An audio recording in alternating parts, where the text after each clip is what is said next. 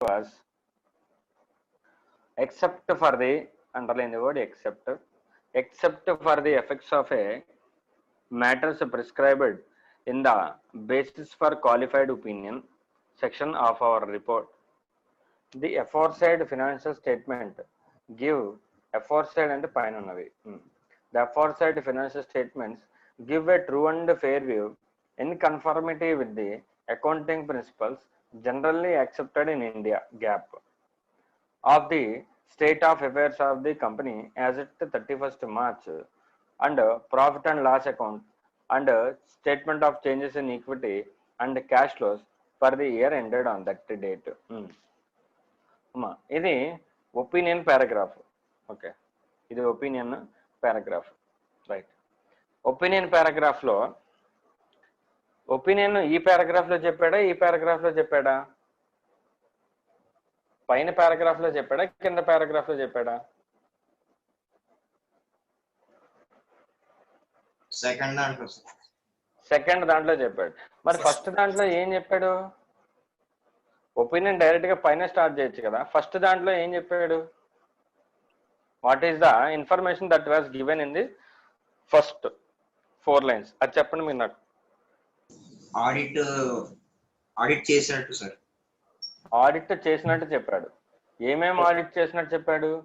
Financial statements, అంటే only the items of financial statements మాత్రం notify చేశాడా? అలాగే అందులో ఉన్న పీరియడ్ ఏదైతే కవర్ అయిందో అది కూడా నోటిఫై చేశాడా? పీరియడ్ కూడా నోటిఫై చేశాడు.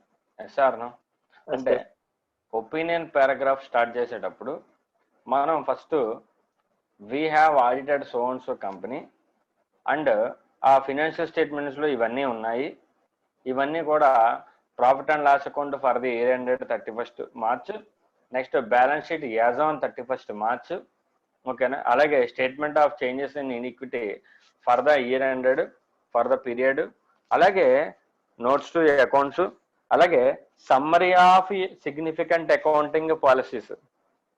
మా అక్కడ సమ్మరీ ఆఫ్ అకౌంటింగ్ పాలసీస్ అన్నాడా, summary of significant accounting policies అన్నాడా? Significant. What is the difference between accounting policies and significant accounting policies and fundamental accounting policies? Fundamental accounting policies విన్నారా మీరు? ఏంటవి? Going concern, consistency, accrual. Going concern, consistency, accrual. మరి significant accounting policies అని ఎప్పుడైనా విన్నారా? అంటే only important వే చెప్పారు సార్. ఎగ్జాంపుల్ చెప్పు. సిగ్నిఫికెంట్ అకౌంటింగ్ పాలసీకి ఒక ఎగ్జాంపుల్ చెప్పు. డిప్రిసియేషన్ మెథడ్ ఫాలో అయ్యామని. డిప్రిసియేషన్ ఒకటి, తర్వాత గోయింగ్ కన్సర్న్ పాలసీ ఒకటి. అది ఆల్రెడీ కన్సిస్టెన్సీ అక్రూవల్ అట్లా వెళ్ళిపోతుంది గోయింగ్ కన్సర్న్. ఇంకా అలాగే closing stock valuation, fixed assets gross మోడలా నెట్ మోడలా, ఓకేనా. సో ఇలాగా లాట్ ఆఫ్ అకౌంటింగ్ పాలసీస్ ఉంటాయి. వాటిని సిగ్నిఫికెంట్ అకౌంటింగ్ పాలసీస్ అంటారు, ఓకేనా. అంటే అకౌంటింగ్ పాలసీస్లో అన్ని డిస్క్లోజ్ చేయని అవసరం లేదు. Accounting policies are classified into 2 categories called ఏమేంటమ్మా అవి? ఫండమెంటల్ అకౌంటింగ్ పాలసీస్, అలాగే సిగ్నిఫికెంట్ అకౌంటింగ్ పాలసీస్. ఇందులో మనం వేటి గురించి ప్రత్యేకించి డిస్క్లోజ్ చేయాలి? ఫండమెంటల్ గురించా, సిగ్నిఫికెంట్ గురించా? సిగ్నిఫికెంట్ అకౌంటింగ్ పాలసీస్ గురించి డిస్క్లోజర్స్ చేయాలి. Fundamental accounting policies are generally assumed. చదువుకున్నారు అకౌంట్స్లో? They are generally assumed that they have followed, ఓకేనా. Unless otherwise followed they are not required to be disclosed. వాటిని follow అవ్వకపోతే disclose చేయాలి, follow అయితే disclose చేయని అవసరం లేదు. ఫండమెంటల్ అకౌంటింగ్ పాలసీస్, ఓకేనా. సిగ్నిఫికెంట్ అకౌంటింగ్ పాలసీస్ ఫాలో అయితే డిస్క్లోజ్ చేయాలి. రైట్, అంటే ఫస్ట్ పారాగ్రాఫ్లో వాట్ దే హ్యావ్ ఆడిటెడ్ ఇచ్చారు. పైన చూడండి అమ్మా, ఇండిపెండెంట్ ఆడిటర్స్ రిపోర్ట్. టైటిల్ ఏమనుంది? టైటిల్ ఏమనుంది? టైటిల్ ఏమనుందమ్మా? Independent independent audit independent auditors report title అలాగే ఉండాలి. తర్వాత లైన్ ఏముంది చూడండి, to the members of ABC company limited. అంటే దీన్ని అడ్రస్ సి కింద మనం రాసుకోవచ్చా సార్? అంటే అంటే ఆడిట్ రిపోర్ట్ ఎవరికి అడ్రస్ చేశారు ఆడిటర్ ఈ రిపోర్ట్ లో? Members of ABC to the members of ABC company limited. Okay, అది అయిపోయింది. వెంటనే report on the audit of stand alone financial statements. ఇక్కడ ఏమిచ్చాడమ్మా, report on the audit of stand alone financial statements అన్నాడు. మా stand alone financial statements అని సెపరేట్గా ఎందుకు చెప్పాడు? ఫైనాన్షియల్ స్టేట్మెంట్స్ అంటే సరిపోద్దిగా, మళ్ళీ స్టాండ్ అలోన్ అని ఎందుకు అన్నాడు? ఒకవేళ బ్రాంచెస్ కూడా ఉంటే వాటిని ఇంక్లూడ్ చేయకుండా సార్. ఓకే, అంటే బ్రాంచెస్ అనడం కన్నా ఒకవేళ సబ్సిడరీస్ ఏమైనా ఉన్నాయనుకో అప్పుడు వాటిని అన్నింటిని ఇంక్లూడ్ చేస్తే స్టాండ్ అలోన్ అంటారా కన్సాలిడేట్ అంటారా? కన్సాలిడేట్ అంటారు సార్. అంటే ఆడిట్ చేసేటప్పుడు స్టాండ్ అలోన్ కి సెపరేట్ గా చేయించాలి, కన్సాలిడేటెడ్ ఫైనాన్షియల్ స్టేట్మెంట్స్ కి కూడా సెపరేట్ గా చేయించాలి. అర్థమైందా? సో అందుకని ఇక్కడ స్టాండ్ అలోన్ ఫైనాన్షియల్ స్టేట్మెంట్స్ అని ప్రత్యేకంగా రాశాడు. మా ప్రతి వర్డింగ్ కి చాలా మీనింగ్ ఉంటుంది audit report. You cannot read like that. ఓకేనా? సో ప్రతి వర్డ్ కి చాలా ఇంపార్టెన్స్ ఉంటుంది, ప్రతి వర్డ్ కి స్ట్రెస్ చేసి చెప్తున్నాను అందుకనే. ఓకేనా? I hope you could understand. ఈ నాలెడ్జ్ మీరు ఉపయోగించుకుంటారు. అంటే ఆడిటింగ్ పైన చదివినంతసేపు రాదు, అట్ ది సేమ్ టైము ఎక్కదు, అది బోర్ సబ్జెక్ట్ లా ఉంటుంది. ఎప్పుడైతే అందులో ఒక్కొక్క వర్డింగ్ ఒక డెప్త్ మీనింగ్ మీరు ఎప్పుడైతే తెలుసుకుని సబ్జెక్ట్ లోకి ఇన్వాల్వ్ అవుతారో then you can feel that auditing is the practical subject, psychological practical subject auditing అనేది. ఓకేనా? అంత ప్రాక్టికల్ సబ్జెక్ట్ అని మీకు తెలుస్తుంది. ఎంటైర్ సిఏ కోర్స్లో ఆడిటింగ్ అనేది highest practical subject. But what others feel is it is a theory subject కాదమ్మా, చాలా ప్రాక్టికల్ సబ్జెక్ట్. ఓకేనా? నెక్స్ట్ ఇప్పుడు ఒపీనియన్ పారాగ్రాఫ్ చూద్దాం. In our opinion and to the best of our information according to the explanation given to us except for the effects of, except అన్నాడంటే చూద్దాం, except for the effects of the matters described in the basis for qualified opinion section. ఇక్కడ basis for qualified opinion section of our report అన్నాడు కదా, ఆ section ఎక్కడుందమ్మా? ఇక్కడ basis for qualified opinion section of our report ఎక్కడుంది? దాని కిందనే ఉంది. Okay, the aforesaid financial statements. ఈ ఎఫోర్ట్ సైడ్ ఫైనాన్షియల్ స్టేట్మెంట్స్ అంటే ఏవి? పైన చెప్పినవేనా? The aforesaid financial statements give a true and fair view. Give a true and fair view. అక్కడతో చాలు. అంటే ఏమంటున్నాడంటే కింద నేను క్వాలిఫైడ్ ఒపీనియన్ ఇచ్చాను కదా, ఆ ఒక్క ఇష్యూ పక్కన పెడితే మిగతా ఫైనాన్షియల్ స్టేట్మెంట్స్ అంట ఎలా ఉన్నాయంట? True and fair view. True and fair వ్యూగా ఉన్నాయి. అంటే అంటే దాని అర్థం ఏంటి? అదేంటి అంటే ఒక్కొక్క పాయింట్ మీద ఒక్కొక్క ఒపీనియన్ ఇవ్వచ్చా మనం? ఒక పాయింట్కి ఒపీనియన్ అన్మాడిఫైడ్, ఒక పాయింట్కి క్వాలిఫైడ్ ఒపీనియన్ ఇవ్వచ్చా నేను? అమ్మా ఇప్పుడు అదే కదా అతను ఏం చెప్పాడు, ఈ ఒక్క 4 లైన్లో ఏం చెప్పాడంటే కింద చెప్పిన విషయాల్లో తప్పితే మిగతా ఫైనాన్షియల్ స్టేట్మెంట్స్ అంతా ట్రూ అండ్ ఫెయిర్ వ్యూగా ఉన్నాయని చెప్పాడు. అంతేనా కాదా దాని అర్థం? Except for the matters in the basis for qualified opinion remaining financial statements are having true and fair view అన్నాడు. అంతేనా కాదా చెప్పింది అక్కడ? అంటే దాని అర్థం ఏంటి? ఫినాన్స్ మనం ఒకవేళ క్వాలిఫైడ్ ఒపీనియన్ ఇచ్చామనుకో, దాని అర్థం ఏంటంటే క్వాలిఫైడ్ ఒపీనియన్ అంటే ఫినాన్షియల్ స్టేట్మెంట్స్ మొత్తానికి కలిపి నేను క్వాలిఫైడ్ ఒపీనియన్ ఇచ్చినట్టు కాదు. అందులో ఎక్కడైతే మిస్టేట్మెంట్ ఉందో దాన్ని ఐడెంటిఫై చేసి దానికి నేను క్వాలిఫైడ్ ఒపీనియన్ ఇవ్వచ్చు. ఈ పాయింట్ మీకు అర్థమైందా? ఈ పాయింట్ మీకు అర్థమైందా? అంటే ఒపీనియన్ ఇచ్చేటప్పుడు ఎక్కడైతే మిస్టేట్మెంట్ ఉందో దానికి నేను క్వాలిఫైడ్ ఇవ్వచ్చు, అడ్వర్స్ ఇవ్వచ్చు. ఓకేనా? మిస్టేట్మెంట్ లేని చోట నేను అన్మాడిఫైడ్ ఒపీనియన్ ఇవ్వచ్చుగా. అది పాయింట్. అలా అర్థం చేసుకోవాలి మనం. ఓకేనా. అంటే ఒపీనియన్ ఇచ్చేటప్పుడు ఇక్కడ ఈ except for the effects of basis for qualified opinion అని లేదనుకో, యూజర్ ఏం అండర్స్టాండ్ చేసుకుంటాడంటే క్వాలిఫైడ్ ఒపీనియన్ ఇచ్చారు కదా, సో ఎంటైర్ ఫినాన్షియల్ స్టేట్మెంట్స్ లో ప్రతి చోట మీ స్టేట్మెంట్స్ ఉన్నాయేమో అనుకుంటాడా అనుకోడా? ఆ ఒక్క లైన్ లేకపోతే ఎంటైర్ ఫినాన్షియల్ స్టేట్మెంట్స్ అంతా కూడా మీ స్టేట్మెంట్స్ ఉన్నాయి అనుకుంటాడుగా క్వాలిఫైడ్ ఒపీనియన్ ఇచ్చాడంటే. Yes sir.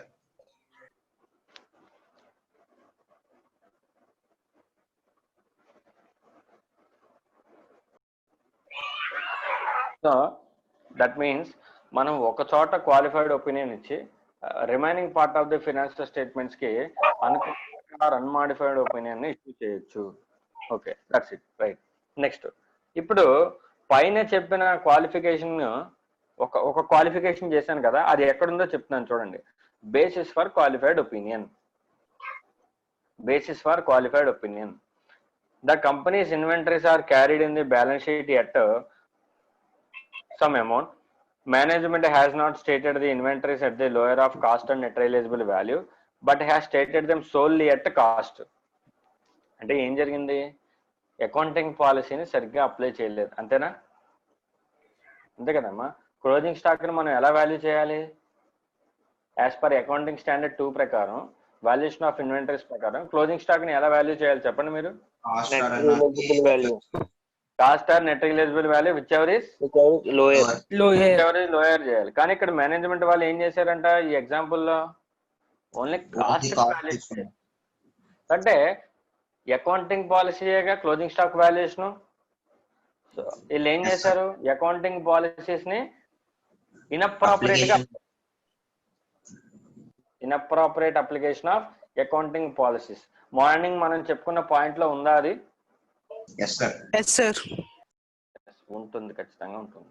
Okay, so inappropriate accounting policy పెట్టడం వల్ల there is a misstatement, and that misstatement is a material misstatement. Because that misstatement material అయింది బట్ నాట్ పెర్వేసివ్, కాబట్టి ఇతను ఏమి ఇచ్చాడు? క్వాలిఫైడ్ ఒపీనియన్ ఇచ్చాడు. ఓకేనా. So which constitute A departure from the accounting standard under section 133 of the Companies Act 2013. The companies records ఇదంతా చెప్పుకొచ్చాడు. ఓకేనా. ఇంకా చాలా ఉన్నాయంట, అవన్నీ కూడా చెప్పుకొచ్చాడు. బాగానే ఉంది. వి కండక్టెడ్, చాలా జాగ్రత్తగా ఉన్నానమ్మా ఈ పారాగ్రాఫ్ చూడండి.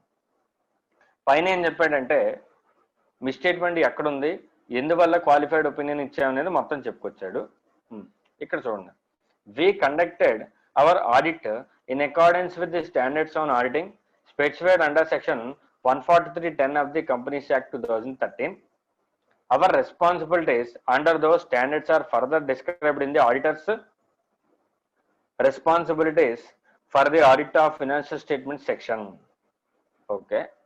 We are independent, underline the word we are independent. We are independent of the company in accordance with the Code of Ethics issued by the Institute of Chartered Accountants of India, together with the ethical requirements that are relevant to our audit of the financial statements under the provisions of the Companies Act 2013. And we have fulfilled our ethical responsibility in accordance with the requirements under the ICAI's Code of Ethics. Okay. We believe that audit evidence as we have obtained is sufficient and appropriate to provide a basis for our qualified opinion. అదమ్మా చెప్పింది. ఏం చెప్పాడు మీరు ఒకసారి చదివి చెప్పండి నాకు. మీరు చదివాను అన్నారు కదా, అందుకని నేను ఫాస్ట్ గా చదివాను. చెప్పండి సెకండ్ పారాగ్రాఫ్ లో ఏం చెప్పాడు? ఒక్కొక్కళ్ళు ఒక్కొక్క పాయింట్ చెప్పొచ్చు. ఆడిట్ స్టాండర్డ్స్ ప్రకారం చేశారని చెప్తున్నారు సార్. ఆడిట్ స్టాండర్డ్స్ ప్రకారం చేశారు. నెక్స్ట్ ఇంకో పాయింట్ ఏం చెప్పాడు? ఐసిఐ చెప్పిన కోడ్ ఆఫ్ ఎథిక్స్ ఫాలో అయ్యామని చెప్తున్నారు. ఫాలో అయ్యారు. ఇంకా ఏం చెప్పారు? ఆ మిస్టేట్మెంట్ వల్ల ఇన్కమ్ ట్యాక్స్ కి అంటే షేర్ హోల్డర్స్ కి ఎంతెంత అమౌంట్ తగ్గించాలి పెంచాలని చెప్పారు sir. Net income. Okay okay okay. తర్వాత ఇండిపెండెన్స్ ఫాలో అయ్యారు, ఇండిపెండెన్స్ ని కంప్లై అని చెప్పారు. ఇంకా లాస్ట్ పాయింట్ ఏం చెప్పారు? సఫిషియంట్ అండ్ అప్రోప్రియేట్ ప్రొవైడ్ చేసామని చెప్పారు sir. Sufficient and appropriate audit evidence and start చేసిన ఎవిడెన్స్ సఫిషియెంట్ అండ్ అప్రోప్రియట్ గా ఉందని వాళ్ళ ఒపీనియన్ ప్రకారం.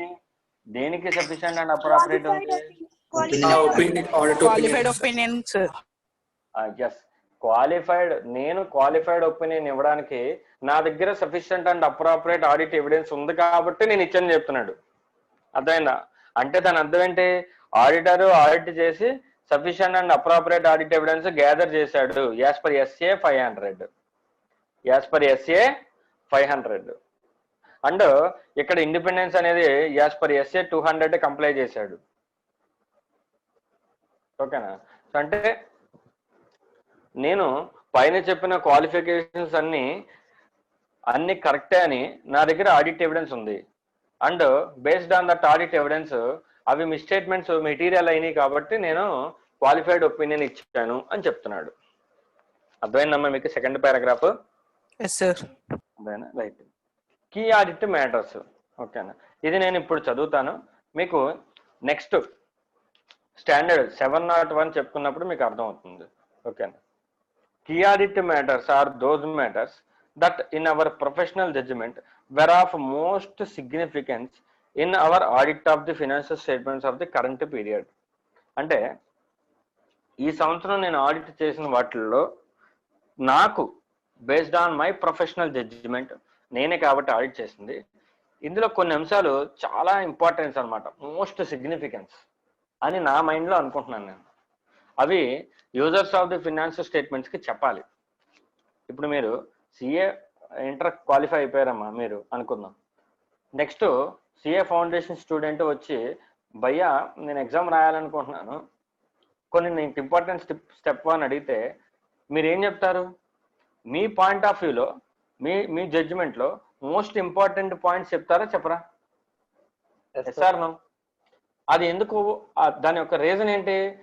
ఎవరైతే రిసీవర్ ఉన్నారో అతను బెనిఫిట్ పొందాలని, ఆ ఏరియాస్ని ఇంపార్టెంట్ ఏరియాస్ కింద కన్సిడర్ చేసి అతని ప్రిపరేషన్లో ఓకేనా వాటికి ప్రయారిటీ ఇవ్వాలని. అదేగా మీ intention? Yes or no? Yes sir.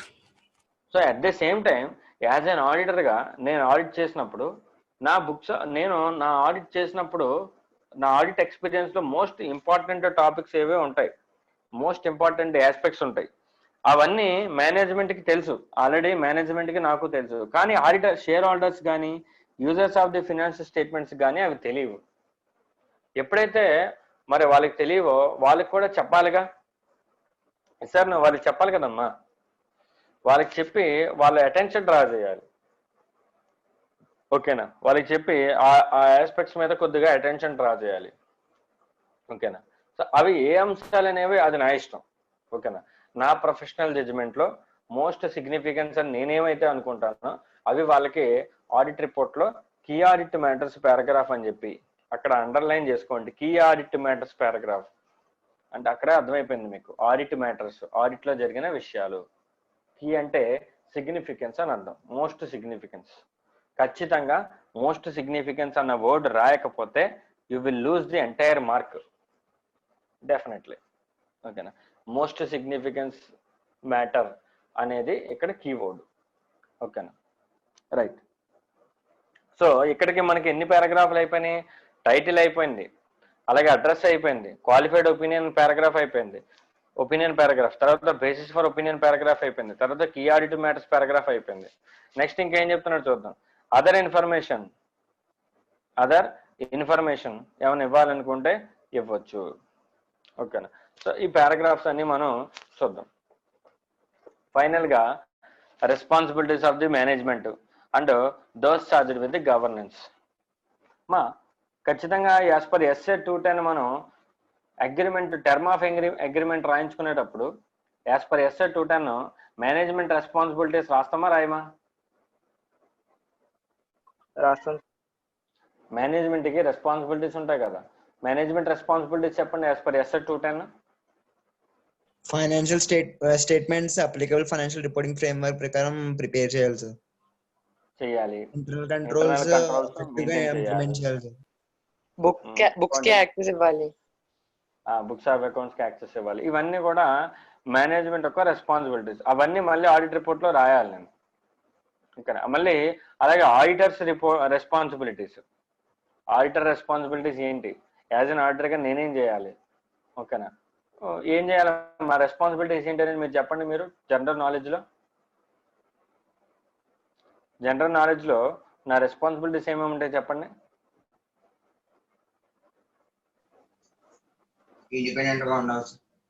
Independent గా ఉండాలి. నెక్స్ట్ కోడ్ ఆఫ్ ఎథిక్స్ ని ఫాలో అవ్వాలి. That is my responsibility. తర్వాత to obtain a reasonable assurance, అంతే కదా. To obtain a reasonable assurance that financial statements are free from misstatements. అలాగే entity యొక్క going concern evaluate చేయాలా, చేయొద్దా, అప్రాపరేటా కాదా అని.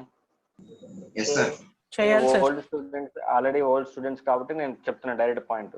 న్యూ స్టూడెంట్స్ కి ఇందులో ఉన్న వాళ్ళకి మళ్ళీ నేను స్టాండర్డ్ చెప్తున్నప్పుడు చెప్తాను. But for the time being మీరు చెప్పండి. ఓకేనా. గోయింగ్ కన్సర్న్ ఎవాల్యుయేట్ చేయాలా, చేయాలి. ఓకేనా. నెక్స్ట్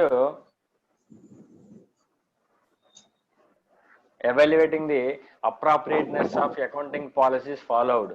వాళ్ళు ఏవైతే అకౌంటింగ్ పాలసీస్ ఫాలో అయ్యారో అవి అప్రాప్రియేటా కాదనేది మనం చెక్ చేయాలి. అలాగే వాళ్ళు ఏవైతే అకౌంటింగ్ ఎస్టిమేట్స్ చేశారో, ప్రొవిజన్స్ అలాంటివి చేశారో అవి రీజనబుల్ గా ఉన్నాయో లేదో వెరిఫై చేయాలి.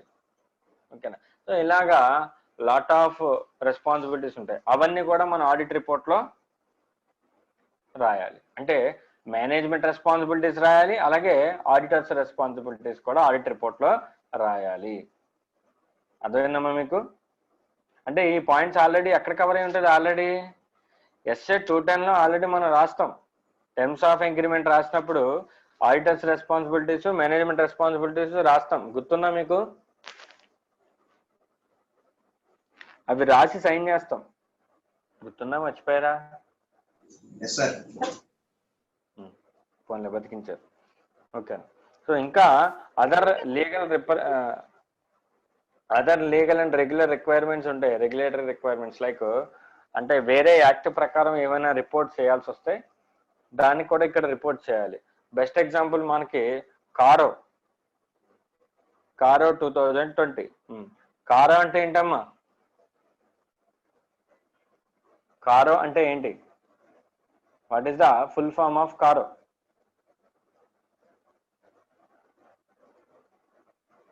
చెప్పండి అమ్మా, కారో ఏంటి?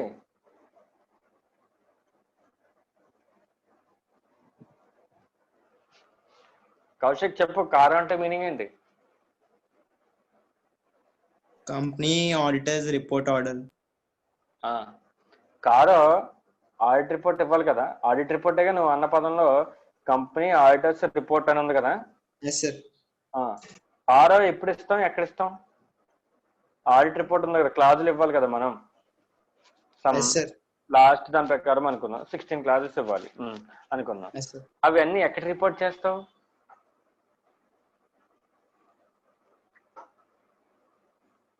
చెప్పు నాన్న, ఎక్కడ రిపోర్ట్ చేయాలి? ఇక్కడ రిపోర్ట్ చేయాలి. Other legal and regulatory requirements.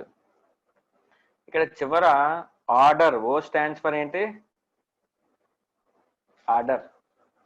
అంటే కారో 2020 కంపెనీ ఆడిటర్స్ రిపోర్ట్ ఆర్డర్ అంటే ఇది, ఈ ఆర్డర్ అనేది ఎవరు పాస్ చేస్తారు? సెంట్రల్ గవర్నమెంట్ పాస్ చేస్తుంది. ఓకేనా. సెంట్రల్ గవర్నమెంట్ కంపెనీస్ యాక్ట్ ప్రకారం పాస్ చేసిందంటే లీగల్ అండ్ రెగ్యులేటరీ రిక్వైర్మెంట్స్ లోకే పార్టేగా. SR no? అంటే కారో తీసుకొచ్చి ఇక్కడ యాడ్ చేయాలి. కారో తీసుకొచ్చి ఇక్కడ యాడ్ చేయాలి. అది other legal and regulatory requirements లోకి వస్తుంది. ఇంకా గవర్నమెంట్ ఏదన్నా వాటి కారోలో మనం ఏం చేస్తాం? నథింగ్ బట్ కారోలో చెప్పిన టాపిక్స్ మీద మనం రిపోర్ట్ చేస్తాం, అంతేగా. ప్రతి క్లాస్ లోని ఒక్కొక్క టాపిక్ చెప్తాడు, ఆ టాపిక్ మీద మనం రిపోర్ట్ చేస్తాం. Yes or no? మాకు గుర్తుందా? కంపెనీ లోన్స్ తీసుకుందా, కంపెనీ లోన్స్ ని పర్ఫెక్ట్ గా వాడిందా, తర్వాత పర్పస్ సాటిస్ఫై అయిందా, ఫిక్స్డ్ అసెట్స్ పర్ఫెక్ట్ గా ఉన్నాయా, ఇన్వెంటరీ వాల్యుయేషన్ పర్ఫెక్ట్ గా చేశారా, ఫ్రాడ్ రిపోర్టింగ్ చేయాలి, ఫ్రాడ్ ఏమైనా జరిగిందా, ఇంటర్నల్ కంట్రోల్స్ బాగానే మెయింటైన్ చేశారా, ఒకవేళ నిధి కంపెనీ అయితే డిపాజిట్స్ రేషియో కరెక్ట్ గా ఉందా, ఇవన్నీ చదువుకున్నాం. గుర్తుందా, మర్చిపోయారా? సార్ మర్చిపోయారు, అవన్నీ వెళ్ళిపోయినాయి, కానీ ఎగ్జామ్స్ వచ్చేస్తున్నాయి. ఓకేనా? సో ఆ పాయింట్స్ ఏంటి, నథింగ్ బట్ అవి కూడా రిపోర్టింగే, మనం చేసేది అక్కడ రిపోర్టింగే. అది తీసుకొచ్చి ఇక్కడ యాడ్ చేయాలి ఆ ఆడిట్ రిపోర్ట్ కారోని. ఓకేనా? కంపెనీస్ ఆడిటర్స్ రిపోర్ట్ ఆర్డర్, దాన్ని report on other legal and regulatory requirements అంటారు. ఓకేనా? సో అది చేసిన తర్వాత ఫైనల్ గా ఇక్కడ ఏం చేసేసాడు చూడండి, ఏమన్నాడు ఇక్కడ, for XYZ and co chartered accountants, firm registration number, signature, name of the member who is signing the audit report and his designation and his membership number. Okay, దాంతోపాటు place of signature and date, ఇక్కడ cut అయిపోయింది, నేను రాసిన date. అది అంటే ఇక్కడ ఏమైనా రాశారు, ఏ చార్టెడ్ అకౌంటెంట్ సైన్ చేస్తున్నాడు, వాళ్ళ ఆఫీస్ నేమ్ ఏంటి, వాళ్ళ ఫర్మ్ రిజిస్ట్రేషన్ నెంబర్ ఎంత, ఫర్మ్ రిజిస్ట్రేషన్ నెంబర్ అనేది ICA వాళ్ళు ఇస్తారు, అది మనం కోడ్ చేయాలి. ఎవరైతే సైన్ చేస్తున్నారో పార్ట్నర్, ఓకేనా, అతని సిగ్నేచరు, అతని నేము, అతని డెసిగ్నేషను, పార్ట్నర్ అవుతాడా, సీనియర్ పార్ట్నరా, అసోసియేట్ పార్ట్నరా ఏంటి, తర్వాత మెంబర్షిప్ నెంబరు, ఓకేనా, మనకి ICA ఇచ్చే మెంబర్షిప్ నెంబర్, దాంతోపాటు ప్లేసు, డేట్, ఏ ప్లేస్లో సైన్ చేస్తున్నాము ఏంటి అనేది. అమ్మా అర్థమైందా? ఆడిట్ రిపోర్టు ఎలా చదవాలో అర్థమైందా మీకు? ఆడిట్ రిపోర్ట్ని ఎలా అర్థం చేసుకోవాలో మీకు అర్థమైందా? Yes, sir. Yes. మీరు ఏం చేస్తారంటే, ఒక ఆర్గనైజేషన్ యొక్క మీకు నచ్చిన కంపెనీస్ ఉంటాయి కదా, ఆ కంపెనీ యొక్క ఆడిట్ రిపోర్ట్ అని చెప్పి గూగుల్లో కొట్టి చూడండి, మీకు ఆడిట్ రిపోర్ట్ ఖచ్చితంగా వస్తుంది. నేను ఇప్పుడు ఎలా అయితే చెప్పానో, మీకు నోట్బుక్లో ఎలా అయితే ఆడిట్ రిపోర్ట్ ఉందో సేమ్ అదే విధంగా ఉంటుంది audit report.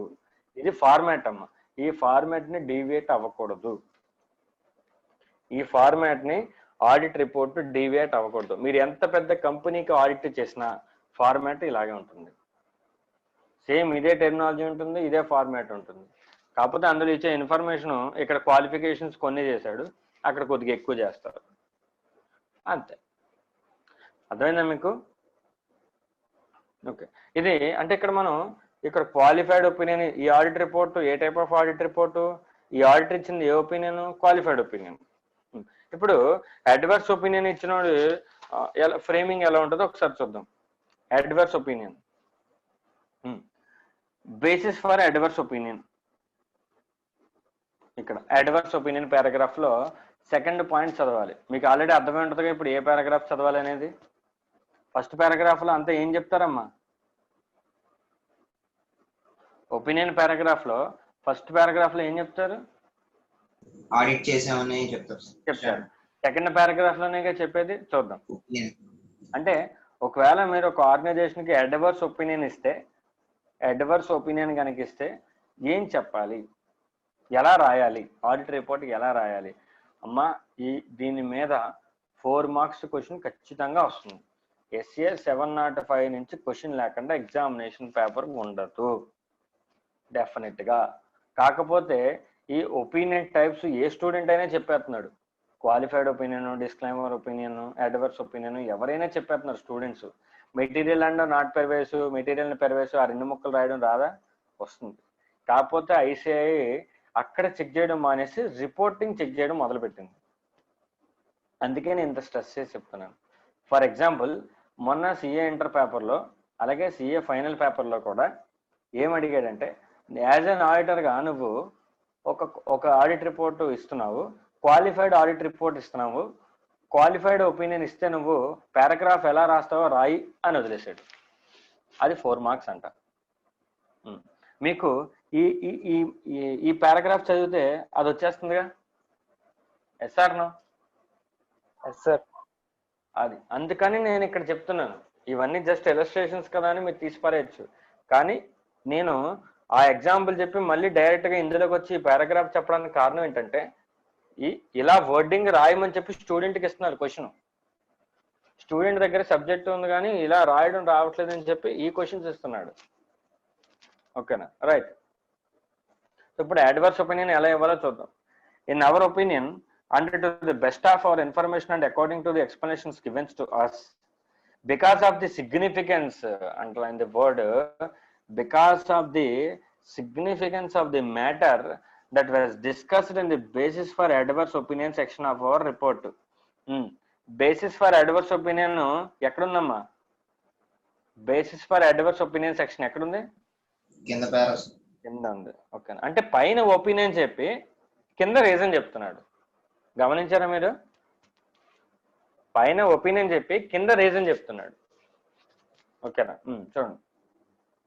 Because of the matters that were described in the adverse opinion, the accompanying above aforesaid statements does not give a true and fair view.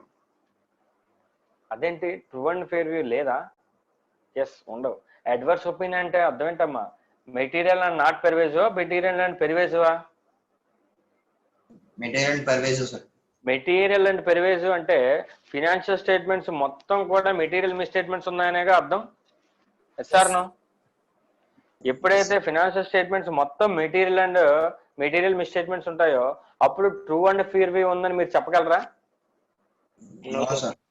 No. కానీ క్వాలిఫైడ్ ఒపీనియన్ లో అలా కాదు.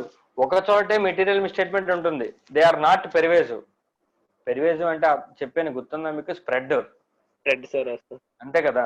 So అంటే qualified opinion ఇచ్చినప్పుడు material and not pervasive కాబట్టి ఒక చోట misstatement ఉంది, మిగతాదంతా ట్రూ అండ్ ఫేర్ వ్యూ అని చెప్పగలిగాను. బట్ అడ్వర్స్ ఒపీనియన్ ఇస్తున్నా అంటే దాని అర్థం ఏంటి? ఫినాన్షియల్ స్టేట్మెంట్స్ లో మొత్తం అన్ని చోట మిస్టేట్మెంట్స్ ఉన్నాయనేగా అర్థం.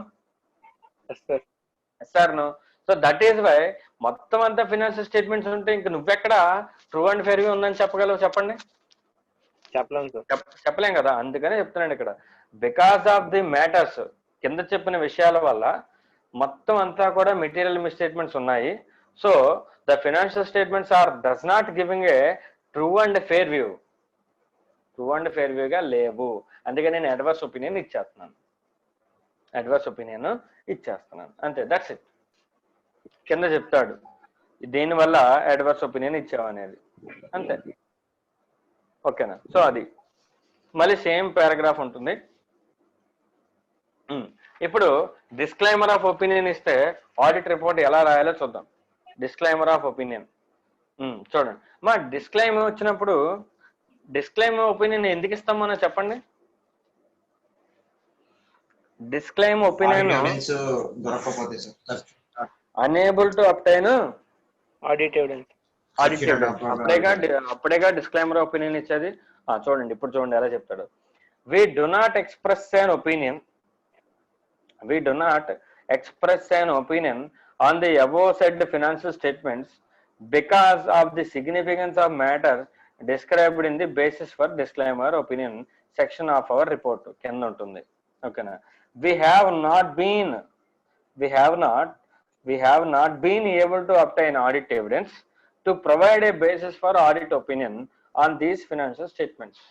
అంటే మేము ట్రై చేస్తున్నాం కానీ అసలు మాకు ఆడిట్ ఎవిడెన్సే దొరకట్లేదు. ఎప్పుడైతే ఆడిట్ ఎవిడెన్స్ దొరకట్లేదో అప్పుడు మనం ఒపీనియన్ ఎక్స్ప్రెస్ చేయగలమా? If you are unable to obtain audit evidence, can we express an opinion?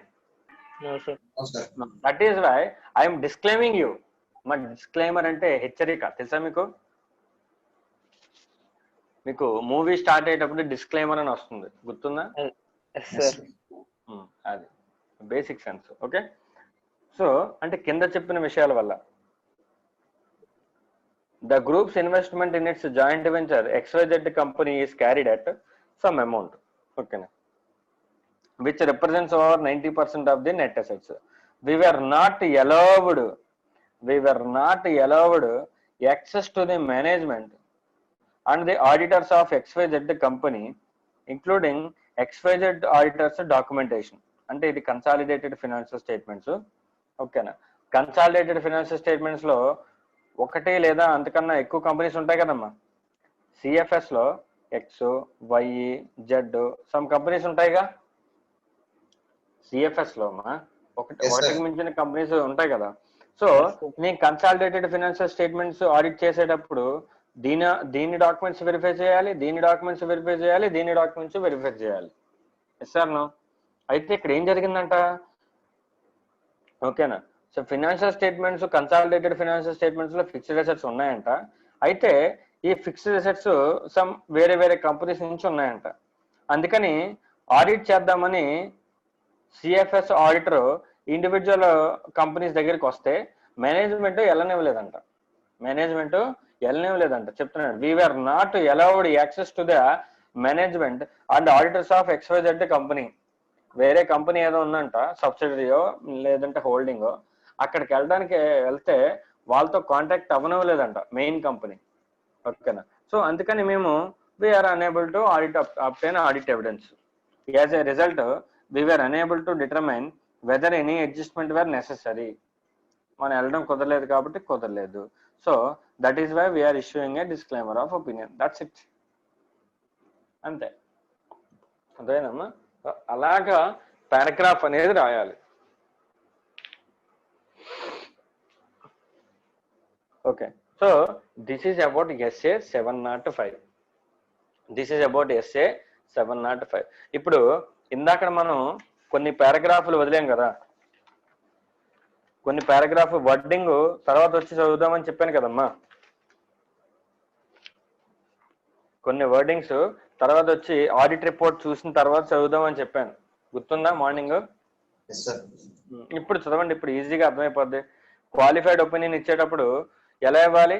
Except for the matters అని ఇవ్వాలి, గుర్తుందా?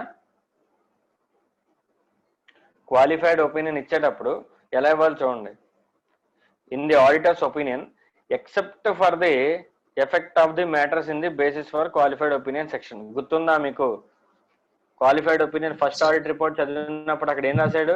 ఎక్సెప్ట్ ఫర్ ది మ్యాటర్స్, కింద చెప్పిన విషయాల గురించి కాకుండా మిగతాన్ని కూడా ఏమన్నాడు? ట్రూ అండ్ ఫెయిర్ వ్యూ అని చెప్పాడు. వర్డింగ్ గుర్తుందా, మర్చిపోయారు మళ్ళీ? అది ఓకేనా, అది విషయం. ఓకేనా. సో మిగతాదంతా కూడా true and fair view, okay. Next adverse opinion కూడా అంతే. బికాస్ ఆఫ్ ది సిగ్నిఫికెన్స్, ఓకేనా. క్వాలిఫైడ్ ఇచ్చినప్పుడు ఎక్సెప్ట్ ఫర్ ది మ్యాటర్స్ అంటాడు.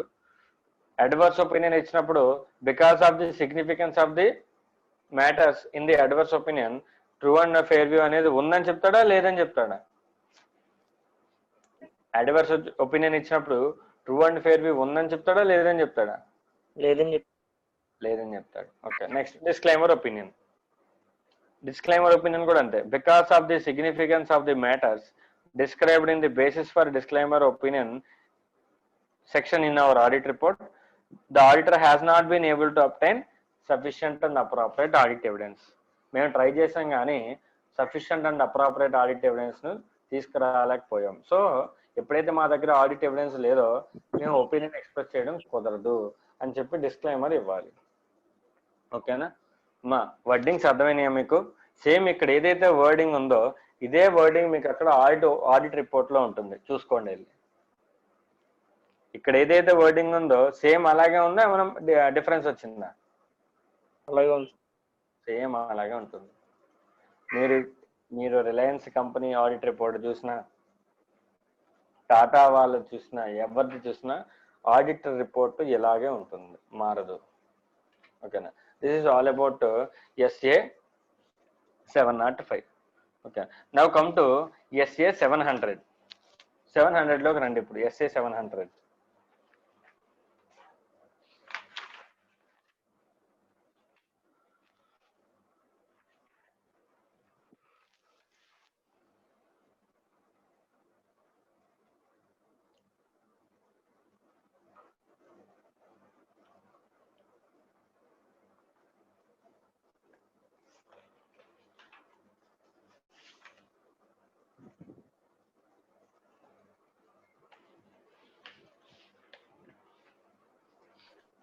Come to page number 11.3.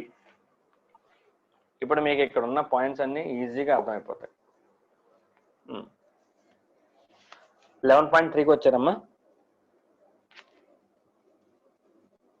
Page number 11.3 open చేశారా? Yes sir.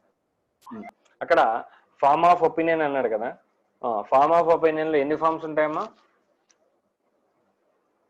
ఒపీనియన్ లో ఎన్ని ఫార్మ్స్ ఉంటాయి? Modified and modified. Modified and unmodified. ఓకేనా. మాడిఫైడ్ ఒపీనియన్ ఎప్పుడు ఇస్తాం మనం? మెటీరియల్ మిస్టేట్మెంట్స్ ఏమైనా ఉన్నా లేకపోతే financial statements not free from material. Next or unable to obtain sufficient and appropriate evidence. ఆ రీజన్సే ఉంటాయి ఇక్కడ కూడా, ఇప్పుడు ఎక్కడైనా ఉంటాయి. ఓకేనా. So next audit report. Audit report లో ఫస్ట్ ఏముంటుందమ్మా? ఆడిట్ రిపోర్ట్ లో ఫస్ట్ ఏముంటుంది? టైటిల్ ఉంటుంది. టైటిల్ ఏమని ఉంటుంది? Independent auditors report. అర్థమవుతుందా మీకు ఇక్కడ? Next address. అడ్రస్ ఎవరికి ఉంటుంది? To the share holders of the company. లేకపోతే సింపుల్ గా చెప్పాలంటే అడ్రస్ అనేది ఫర్ హూమ్ అనే పదం గుర్తుపెట్టుకోండి. For whom it was prepared. Audit report అనేది ఎవరైతే మనల్ని అపాయింట్ చేశారో మ్యాక్సిమం వాళ్ళకే ఆడిట్ రిపోర్ట్ ఇస్తాం. అంతేనా? Yes or no? మనల్ని ఎవరైతే అపాయింట్ చేశారో వాళ్ళకేగా ఆడిట్ రిపోర్ట్ ఇచ్చేది. ఇప్పుడు షేర్ హోల్డర్స్ మనల్ని అపాయింట్ చేస్తారు కాబట్టి ఆడిట్ రిపోర్ట్ కూడా షేర్ హోల్డర్స్కే ఇస్తాం. ఓకేనా. నెక్స్ట్ లేకపోతే ఒకవేళ సిఎండ్ఏజీ కనుక మనం అపాయింట్ చేస్తే సిఎండ్ఏజీకి మనం ఆడిట్ రిపోర్ట్ ఇస్తాం in case of government audit. గుర్తుందా? గుర్తులేదా? గుర్తుంది సార్. గా చెప్పాలంటే లా ప్రకారం ఎవరికైతే ఆడిట్ రిపోర్ట్ ఇవ్వాలో వాడి పేరు రాస్తాం. ఓకేనా. So that's it. జనరల్ గా అయితే share holders of the company. Next auditors opinion. దీన్ని ఏమంటారమ్మా? ఒపీనియన్ పారాగ్రాఫ్ అంటారు. ఫస్ట్ టైటిల్, తర్వాత అడ్రస్, తర్వాత ఏమొచ్చింది మనకి? ఒపీనియన్ పారాగ్రాఫ్ వచ్చింది. ఆర్డర్ గుర్తుందా? మర్చిపోయారా? ఒపీనియన్ పారాగ్రాఫ్ వచ్చింది. ఒపీనియన్ పారాగ్రాఫ్ లో మనం ఒపీనియన్ చెప్తామా రీజన్ చెప్తామా?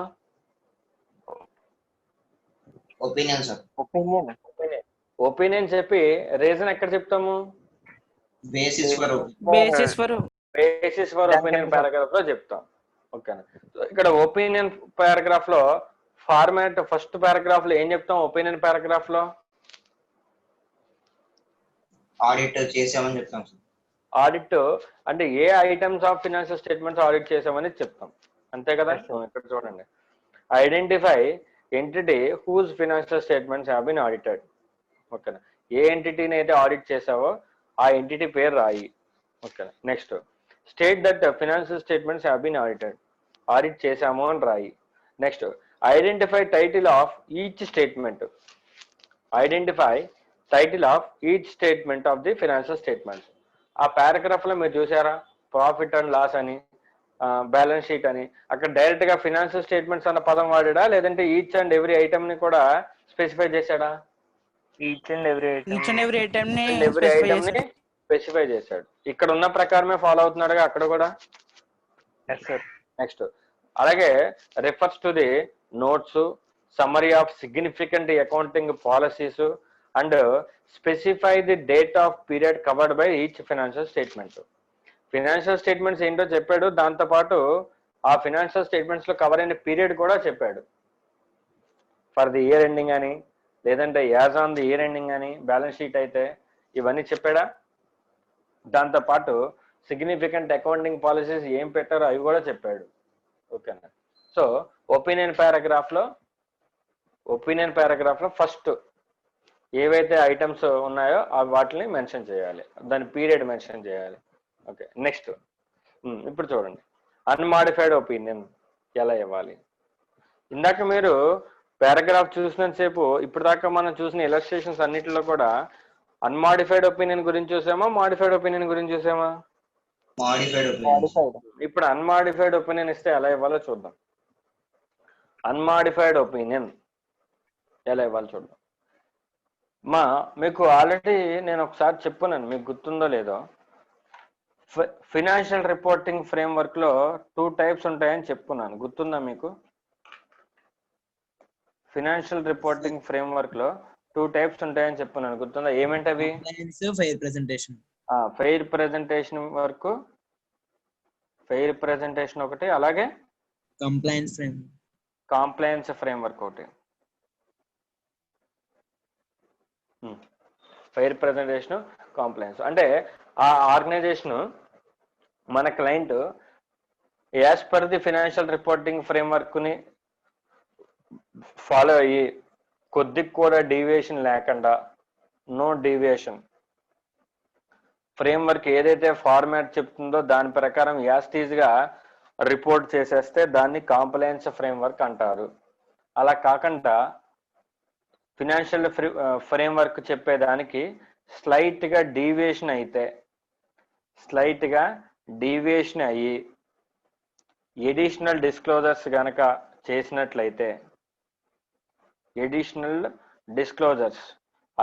డిస్క్లోజర్స్ కూడా ఎందుకు చేస్తామంటే యూజర్స్కి బాగా అండర్స్టాండ్ అవ్వడం కోసం ఎడిషనల్ డిస్క్లోజర్స్ చేస్తాం, అంతే కదమ్మా. సో అలా ఎడిషనల్ డిస్క్లోజర్స్ చేసామంటే దాని అర్థం ఏంటి? స్టాండర్డ్ చెప్పిన దానికి కొద్దిగా డివేట్ అయ్యామనేగా అర్థం. సార్ నో, అదంతా ఎందుకు చేసాం? మనం ప్రజెంటేషన్ ఫెయిర్గా ఉండడం కోసం చేసాం, బాగా అర్థం అవ్వాలని చేసాం. యాక్ట్ చెప్పినట్టు చెప్తే యూజర్స్కి అర్థం కాదని చెప్పి కొద్దిగా ఎడిషనల్ డిస్క్లోజర్స్ చేసి మనం ప్రజెంట్ చేసాం. దాన్ని ఏమంటారని చెప్పాను? Fair presentation framework. లేదంటే యాక్ట్ లో ఉన్నట్టు చెప్తే కాంప్లయన్స్ ఫ్రేమ్వర్క్. ఓకేనా? సో ఇప్పుడు వాళ్ళు ప్రెజెంటేషన్ చేసిన format fair presentation compliance framework అనేది మనం యాజ్ అన్ ఆడిటర్ గా మనం చూసుకోవాలి. యాజ్ అన్ ఆడిటర్ గా వాళ్ళు కాంప్లయన్స్ ఫ్రేమ్వర్క్ చేశారా, లేదంటే ఎడిషనల్ డిస్క్లోజర్స్ చేసి ఫెయిర్ ప్రెజెంటేషన్ చేశారా, ఆ రెండిట్లో ఏం చేశారు అనేది మనం చూసుకోవాలి. సో చూసుకున్న తర్వాత ఒకవేళ అది ఫెయిర్ ప్రెజెంటేషన్ అయితే ఇలా రిపోర్ట్ చేయాలి. ఇన్ అవర్ ఒపీనియన్, మా పారాగ్రాఫ్స్ అవుతున్నాను. In our opinion the financial statements present fairly. మా ఒపీనియన్ లో ఆ పై ఆర్గనైజేషన్ యొక్క ఫినాన్షియల్ స్టేట్మెంట్స్ ఫెయిర్ గా ఉన్నాయి. In all material aspects. Okay, అన్ని విషయాల్లో కూడా ఫెయిర్ గానే ప్రజెంట్ చేశారు, ఎక్కడా కూడా మిస్టేట్మెంట్స్ లేవు అని మనం ఇచ్చే ఒపీనియన్ ఇలా ఉంటుంది. ఓకేనా? ఆర్ వేరే విధంగా కూడా రాయొచ్చు. In our opinion the accompanying financial statements give a true and fair view in accordance with the applicable financial reporting framework. ఇది unmodified opinion paragraph in case of fair presentation. అదే in case of compliance framework అనుకో, in our opinion the accompanying financial statements are prepared in all material respects in accordance with the applicable financial reporting framework. ఓకేనా? So framework compliance అయితే ఏంటి, fair అయితే ఏంటి. Fair అయితే fair గా ఉన్నాయని చెప్తాం, కాంప్లయన్స్ అయితే కాంప్లయన్స్ గా ఉన్న కాంప్లయన్స్ అన్ని కూడా ఫాలో అయ్యారని చెప్తాం, అంతే. That's it. అది అన్మాడిఫైడ్ ఒపీనియన్, చాలా సింపుల్. ఓకేనా అమ్మా? అన్మాడిఫైడ్ ఒపీనియన్ అర్థమైందా? Next basis for opinion paragraph. ఇది మీకు చెప్పనవసరం లేదనుకుంటా. బేసిస్ ఫర్ ఒపీనియన్ పారాగ్రాఫ్ అంటే ఏంటో తెలుసుగా? First basis for opinion paragraph లో ఏం చెప్పాలి?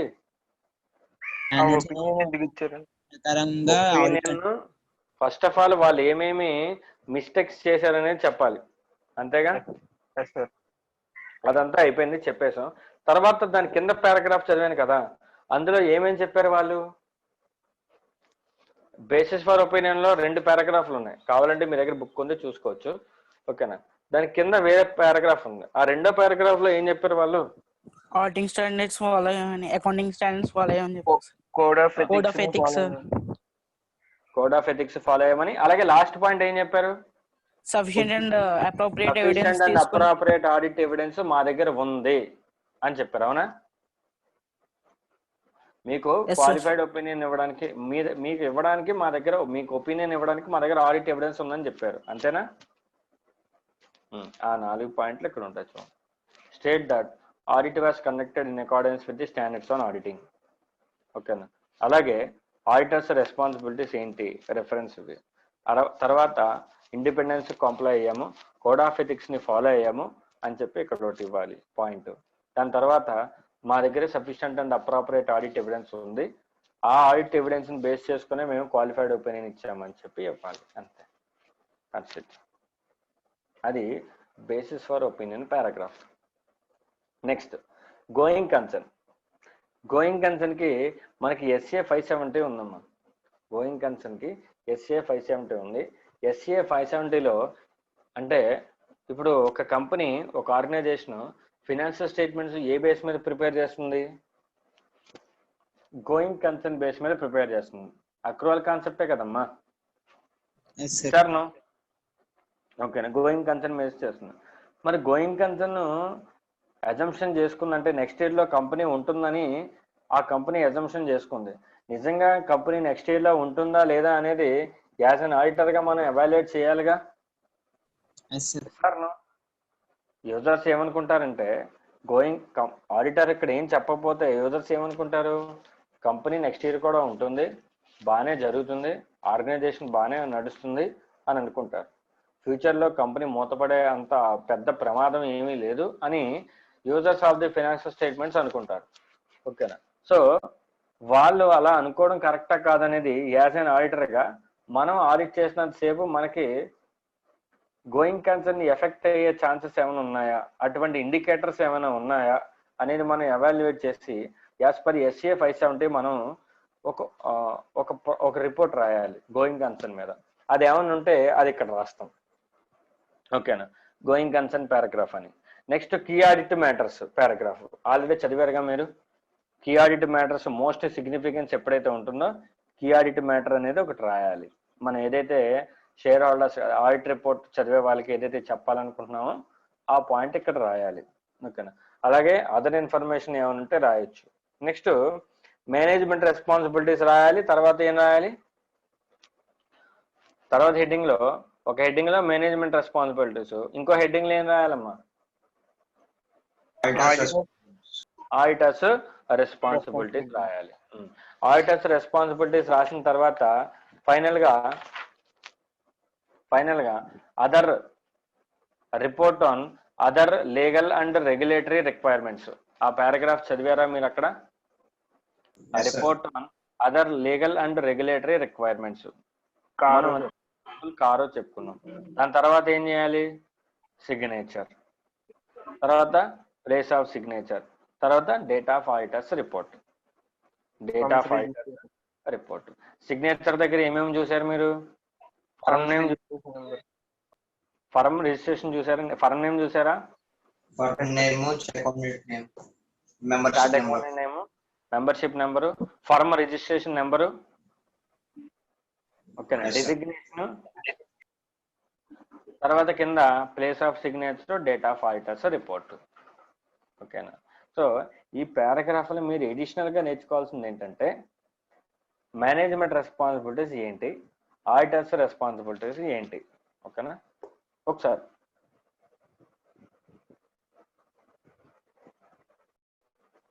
Okay, now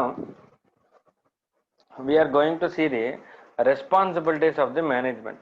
What are the responsibilities of the management? Okay, మీరు చెప్పండి అమ్మా, మేనేజ్మెంట్ యొక్క రెస్పాన్సిబిలిటీస్ ఇందాక మీరు చెప్పారు కదా, అవి ఒకసారి మళ్ళీ చెప్పండి. ఇందాక మీరు చెప్పిన మేనేజ్మెంట్ రెస్పాన్సిబిలిటీస్ ఒకసారి మళ్ళీ చెప్పండి. Preparing financial statements according to applicable financial reporting framework. Okay. Providing access to books. So management responsibilities ఏంటి, మేనేజ్మెంట్ యొక్క రెస్పాన్సిబిలిటీస్ ఏంటి? Okay, first point preparation of financial statements.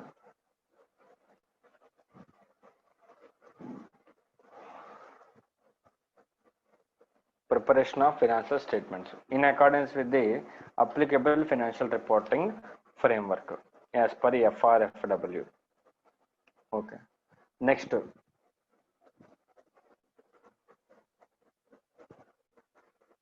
implementation of internal controls. Implementation of internal controls. IC అంటే మీకు అర్థమవుతుందిగా, internal controls.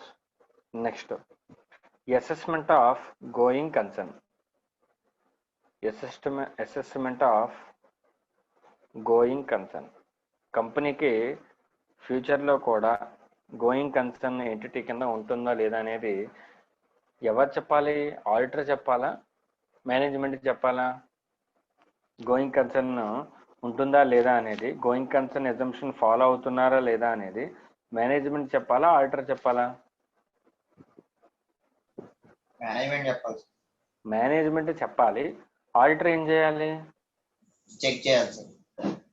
Management evaluation కరెక్టా కాదా అనేది check చేయాలి. That means entity's ability to assessing the entity's ability to continue as a going concern. ఓకేనా? Next అలాగే financial statements ప్రిపరేషన్లో ఎవరు రెస్పాన్సిబుల్ పర్సన్స్. మేనేజ్మెంట్ కూడా అదే చెప్పాలి. ఏం చెప్పాలంటే persons responsible persons for the oversight of financial reporting process.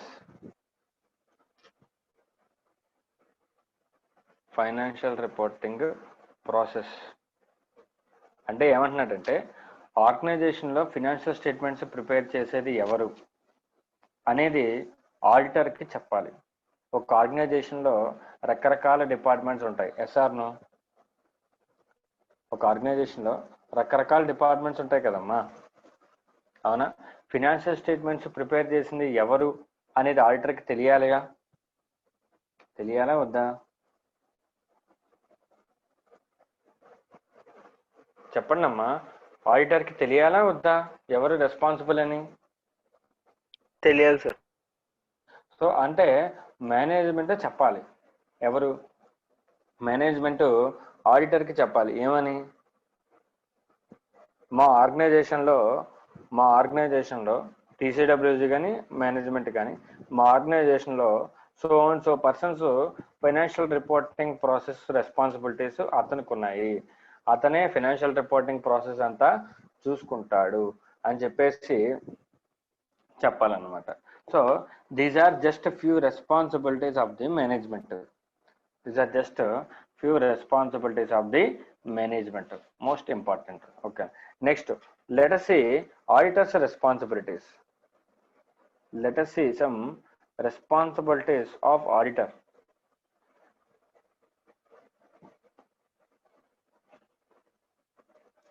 Auditors responsibilities ఏంటి అనేది కొన్ని చూద్దాం. ఓకేనా? First of all, as per SA 200 auditor యొక్క ఆబ్జెక్టివ్ ఏంటమ్మా? ఓవరాల్ ఆబ్జెక్టివ్ ఏంటి ఆడిటర్ది?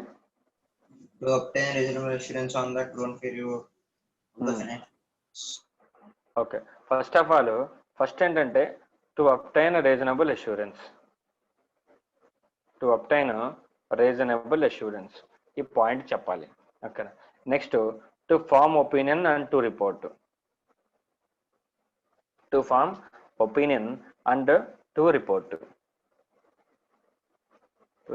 ఇదేగా ఫస్ట్ ఆఫ్ ఆల్ ఆడిటర్ యొక్క ఆబ్జెక్టివ్స్.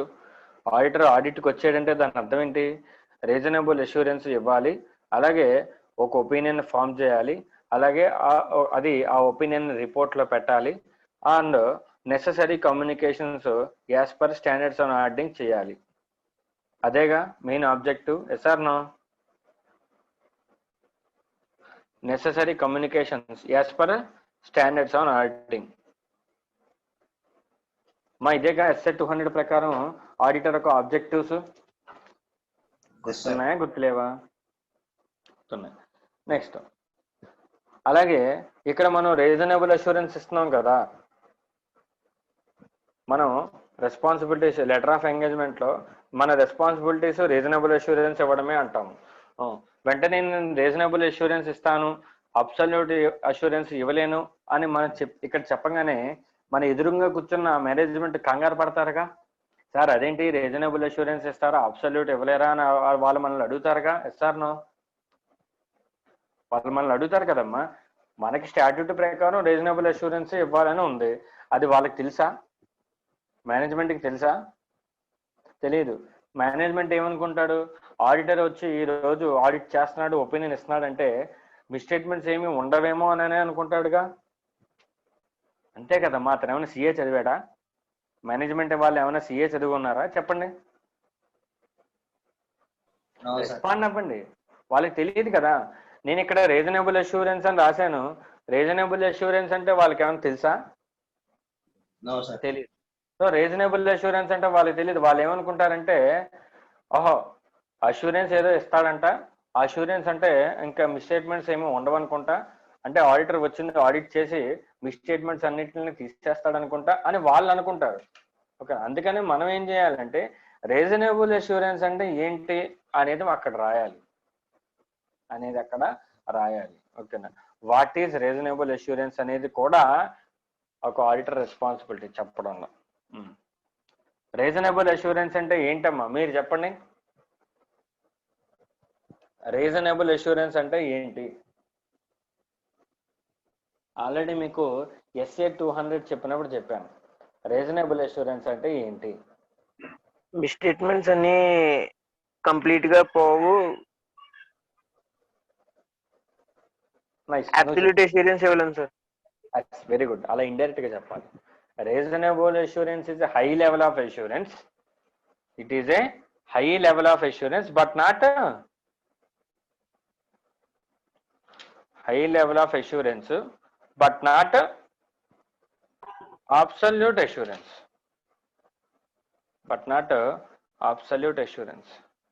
నేను ఇచ్చే assurance high level of assurance లాగే ఉంటుంది but not absolute assurance. Because of ఎందుకని అబ్సల్యూట్ అష్యూరెన్స్ ఇవ్వలేని చెప్పండి.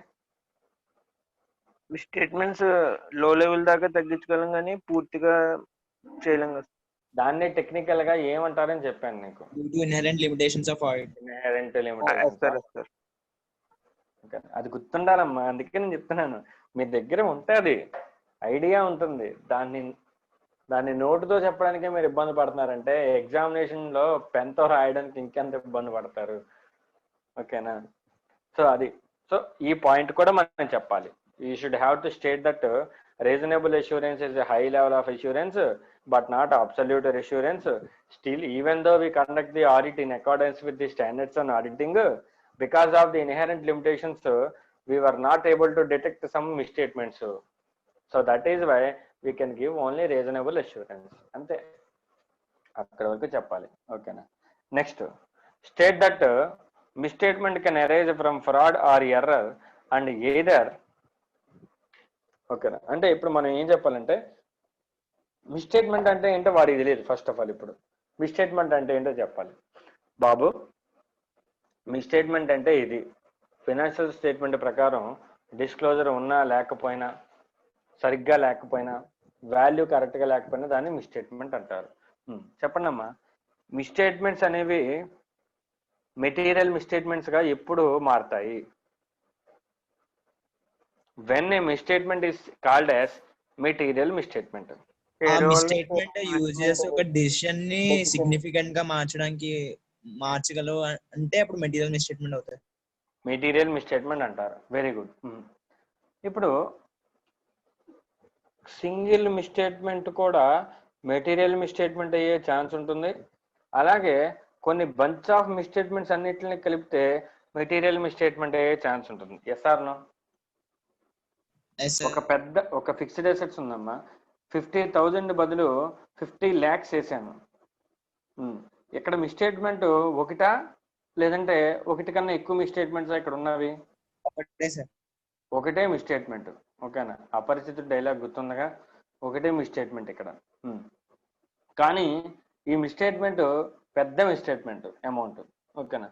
సో అప్పుడు ఇది మెటీరియల్ మిస్టేట్మెంట్ అవుతుంది.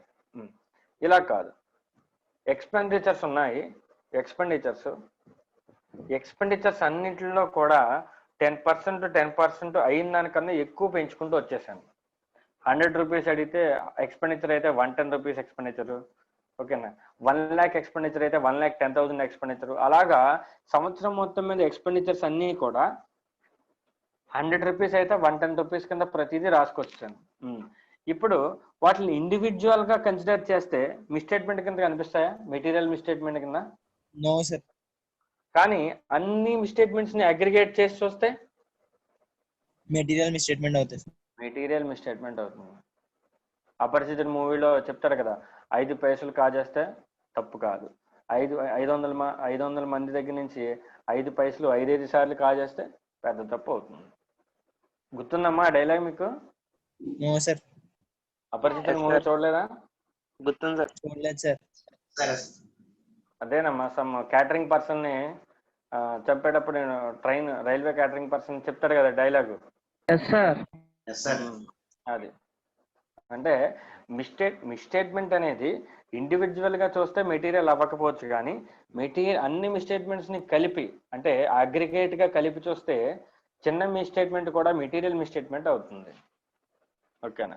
సో అది కూడా మనం అతనికి చెప్పాలి, బాబు మిస్టేట్మెంట్ అనేది ఇండివిజువల్ ఐటెంలోనే కాదు, అగ్రిగేట్ గా చూసుకున్నప్పుడు దాని ఇంపాక్ట్ ఎక్కువ ఉంటే దాన్ని కూడా మెటీరియల్ మిస్టేట్మెంట్ అనే అంటారు అని మనం చెప్పాలి. అపరిచితుడి డైలాగు క్లయింట్కి చెప్పాలన్నమాట.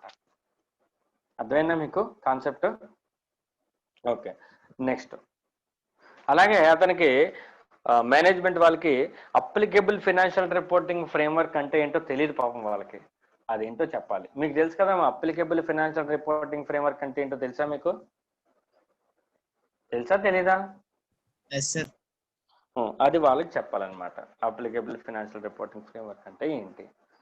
ఓకే, నెక్స్ట్ ఇంకోటి కూడా చెప్పాలి, బాబు నేను సైంటిఫిక్ పర్సన్ కాదు, నేను పెద్ద పెద్ద సైంటిస్ట్ని లేదంటే గాడ్ బ్లెస్సింగ్ ద్వారా పుట్టినోడిని కాదు, నాకంటూ కొన్ని ప్రొఫెషనల్ జడ్జిమెంట్స్ ఉంటాయి, ప్రొఫెషనల్ స్కెప్టిసిజం ఉంటుంది, నేను అది మెయింటైన్ చేయాలి అని అతనికి చెప్పాలి. ఓకేనా? నాకేమి అద్భుత శక్తులు ఏమి లేవు, నేను నాకున్న నాలెడ్జ్ ప్రకారం as per standards on auditing నేను ఆడిట్ చేయాలి, దాంతోపాటు ప్రొఫెషనల్ జడ్జిమెంట్ మెయింటైన్ చేసుకుంటూ అలాగే ప్రొఫెషనల్ స్కెప్టిసిజంని మెయింటైన్ చేసుకుంటూ చేయాలి. మళ్ళీ ఇక్కడ మేనేజ్మెంట్కి question, sir what is meant by professional judgement, what is meant by professional scepticism అని మేనేజ్మెంట్ వాళ్ళు నన్ను అడుగుతారు. నేను చెప్తాను ఆన్సర్, బాబు ప్రొఫెషనల్ స్కెప్టిసిజం అంటే it is a healthy mind of questioning attitude, healthy attitude of questioning. నాకు డౌట్ రానంతసేపు నేనేమి అలర్ట్గా ఉండను, నాకు ఏదైతే కాంట్రారీ ఎవిడెన్స్ ఏదైనా మిస్టేట్మెంట్ ఉందని నాకు అనిపించిందో అప్పుడు నేను అలర్ట్ అయ్యి అన్ని సిచ్యువేషన్స్ని కూడా ఒకసారి మళ్ళీ రివైజ్ చేసి మిస్టేట్మెంట్స్ని చూస్తాను, దాన్ని ప్రొఫెషనల్ స్కెప్టిసిజం అంటారు అని మనం అతనికి చెప్పాలి. మీరు చెప్పగలరా అమ్మా ప్రొఫెషనల్ స్కెప్టిసిజం అంటే? మీకు తెలుసు కదా ఎస్ సార్. సార్ అది ప్రొఫెషనల్ జడ్జిమెంట్ గురించి ప్రొఫెషనల్ స్కెప్టిసిజం గురించి చెప్పాలి. అలాగే next okay, next as per SA 315 title చెప్పండి అమ్మా. Standard on auditing 315 SA 315 title చెప్పండి.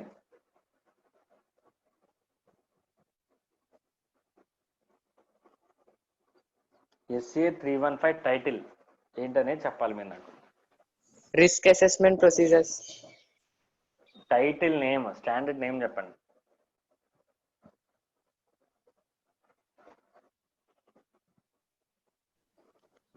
బుక్ లో ఉంటే చూసి చెప్పండి అమ్మా. 315 SA 315 నెంబర్ నేమ్ చెప్పండి.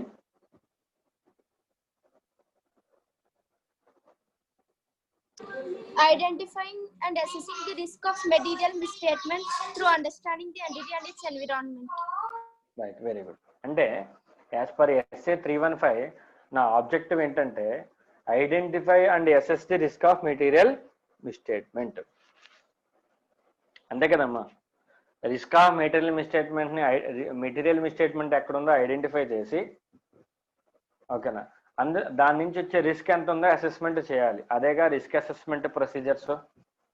సార్ నో నిన్న కాక మొన్నే చెప్పుకున్నాం, ఆడిట్ ఎవిడెన్స్ లో చెప్పుకున్నాం, గుర్తుందా అమ్మా? As per SA 315 risk assessment procedures అంటే ఏంటో చెప్పుకున్నాం, గుర్తుందా మర్చిపోయారా?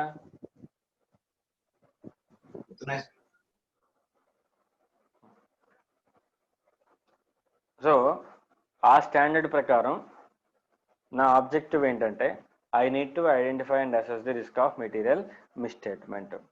ఓకేనా? ఆ మిస్టేట్మెంట్స్ ఐడెంటిఫై అయిన తర్వాత నేను ఏం చేయాలి? రిస్క్ అసెస్మెంట్ ప్రొసీజర్స్ అయిపోయిన తర్వాత ఏ ప్రొసీజర్స్ ఫాలో అవ్వాలి చెప్పండి. Further audit procedures. Further audit procedures. అది ఏ స్టాండర్డ్ ప్రకారం? SA 330. SA 330. SA 330 title name ఏంటి? Auditor's response to Associate risks. Response to assessed risk. ఓకేనా? అంటే SA 315 లో ఐడెంటిఫై చేసిన రిస్క్ ఆఫ్ మెటీరియల్ మిస్స్టేట్మెంట్ కి యాజ్ పర్ SA 330 నేను యాజ్ ఎ రెస్పాన్సివ్గా నేను ఏం చేయాలి? ఆడిట్ ప్రొసీజర్స్ పెర్ఫామ్ చేయాలి. ఆడిట్ ప్రొసీజర్స్ పెర్ఫామ్ చేయాలి. ఓకేనా? అలాగే రిస్క్ ఫ్రమ్ ఫ్రాడ్ ఎక్కువ ఉంటుందా, రిస్క్ ఫ్రమ్ ఎర్రర్ ఎక్కువ ఉంటుందా? రిస్క్ ఫ్రమ్ ఫ్రాడ్ ఎక్కువ ఉంటుందా, రిస్క్ ఫ్రమ్ ఎర్రర్ ఎక్కువ ఉంటుందా అని అడుగుతున్నా. ఫ్రాడ్ ఎక్కువ ఉంటుంది. రిస్క్ ఫ్రమ్ ఫ్రాడ్ ఎక్కువగా ఉంటుంది. ఓకేనా? అది కూడా చెప్పాలి బాబు. ఆర్గనైజేషన్లో ఏదైనా ఫ్రాడ్ జరిగింది అనుకో, దానివల్ల రిస్క్ హెవీగా ఉంటుంది. Okay, right. Risk assessment procedures చేసేటప్పుడు ఇంటర్నల్ కంట్రోల్స్ యొక్క ఎఫెక్టివ్నెస్ అనేది నేను వెరిఫై చేస్తానా చేయనా యాజ్ అన్ ఆడిటర్ కింద? చేస్తారు సార్. యాజ్ అన్ ఆడిటర్ కింద ఇంటర్నల్ కంట్రోల్స్ వెరిఫై చేస్తాను. ఓకేనా? రైట్. ఇంటర్నల్ కంట్రోల్స్ ఎఫిషియెంట్గా ఉంటే ఆడిట్ ప్రొసీజర్స్ తక్కువ ఫాలో అవుతాను. ఇంటర్నల్ కంట్రోల్స్ ఎఫిషియెంట్గా లేకపోతే ఆడిట్ ప్రొసీజర్స్ కొద్దిగా హెవీగా ఫాలో అవుతాను. అది మీకు తెలుసుగా? రైట్. చెప్పండి. ఇప్పుడు నేను ఆడిట్ రిపోర్ట్లో అన్మాడిఫైడ్ ఒపీనియన్ ఇచ్చానమ్మా. అన్మాడిఫైడ్ ఒపీనియన్ ఇచ్చాను. ఇప్పుడు నేను ఒపీనియన్ అనేది ఫినాన్షియల్ స్టేట్మెంట్స్ పర్ఫెక్ట్గా ఉన్నాయని ఇచ్చానా, ఆర్గనైజేషన్లో ఇంటర్నల్ కంట్రోల్స్ పర్ఫెక్ట్గా ఉన్నాయని ఇచ్చానా? అది చెప్పండి నాకు. ఇప్పుడు నేను ఒక ఆడిట్ రిపోర్ట్లో అన్మాడిఫైడ్ ఒపీనియన్ ఇచ్చానమ్మా. దాని అర్థం ఫినాన్షియల్ స్టేట్మెంట్స్ ఒక్కటే కరెక్ట్గా ఉన్నట్ట, ఇంటర్నల్ కంట్రోల్స్ కూడా కరెక్ట్గా ఉన్నట్ట? దాని మీద కూడా నేను ఒపీనియన్ ఇచ్చినట్ట? ఇంటర్నల్ కంట్రోల్స్ కూడా కరెక్ట్ గా ఉన్నట్టు. తప్పమ్మా, తప్పు, చాలా తప్పు. ఓకేనా? ఎప్పుడైనా గుర్తుపెట్టుకోండి, మనం ఒపీనియన్ ఇచ్చేది ఫినాన్షియల్ స్టేట్మెంట్స్ మీదే. ఇంటర్నల్ కంట్రోల్స్ ఎవాల్యుయేట్ చేస్తాం కానీ ఇంటర్నల్ కంట్రోల్స్కి మన ఒపీనియన్కి సంబంధం ఉండదు. ఓకేనా? సో ఇప్పుడు నేను అన్మాడిఫైడ్ ఒపీనియన్ ఇచ్చానంటే దాని అర్థం ఏంటి? ఫినాన్షియల్ స్టేట్మెంట్స్ పర్ఫెక్ట్గా ఉన్నాయని అర్థం. అంతే తప్ప ఇండైరెక్ట్గా నేను ఇంటర్నల్ కంట్రోల్స్ పర్ఫెక్ట్గా ఉన్నాయని నేను చెప్పటం లేదు. Are you clear with this? అర్థమైందమ్మా మీకు? పాయింట్ అర్థమైందా? Yes sir. అంటే నేను ఆడిట్ ఒపీనియన్ ఇచ్చానంటే ఓన్లీ ఫినాన్షియల్ స్టేట్మెంట్స్ పర్ఫెక్ట్గా ఉన్నాయని ఇచ్చాను, కానీ ఇంటర్నల్ కంట్రోల్స్ మీద నేను ఒపీనియన్ ఇచ్చానా? Can you consider my opinion on financial statements as my opinion on internal controls?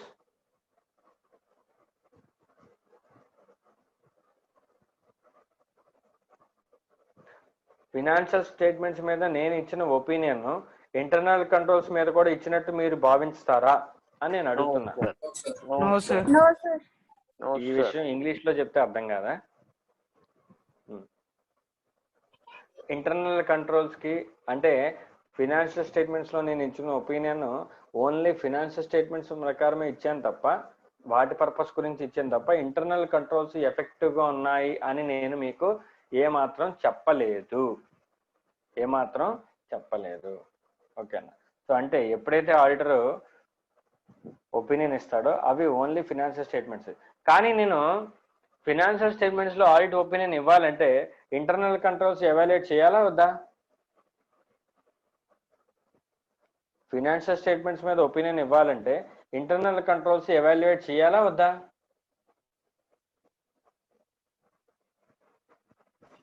చేయాలి. అంటే ఎవాల్యుయేషన్ చేయాలి కానీ రిపోర్ట్ మాత్రం ఇవ్వడం కుదరదు. ఎవాల్యుయేషన్ చేయాలి కానీ రిపోర్ట్ మాత్రం ఇవ్వను. ఓకేనా సార్? చెప్పండి. మరి అక్కడ కంపెనీ ఆడిట్ లో మరి ఆ పాయింట్ ఉంది కదా sir, I mean internal controls effective గా ఉన్నాయా లేదా అని చెప్పడానికి గురించి. Internal controls advocate internal controls existing లో ఉన్నాయి, ఎఫెక్టివ్ గా ఉన్నాయని ఒక పాయింట్ అక్కడ చెప్పుకున్నాం కదా సార్. 141 అది కాదు. 143.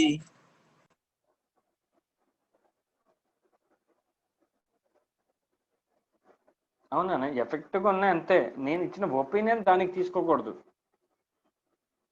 నేను ఇచ్చిన ఒపీనియన్ ఇంటర్నల్ కంట్రోల్స్ మీద తీసుకోకూడదు. ఉన్నాయంటే ఉన్నాయి, మెయింటైన్ చేస్తున్నారా ఇంటర్నల్ కంట్రోల్స్, ఓకే.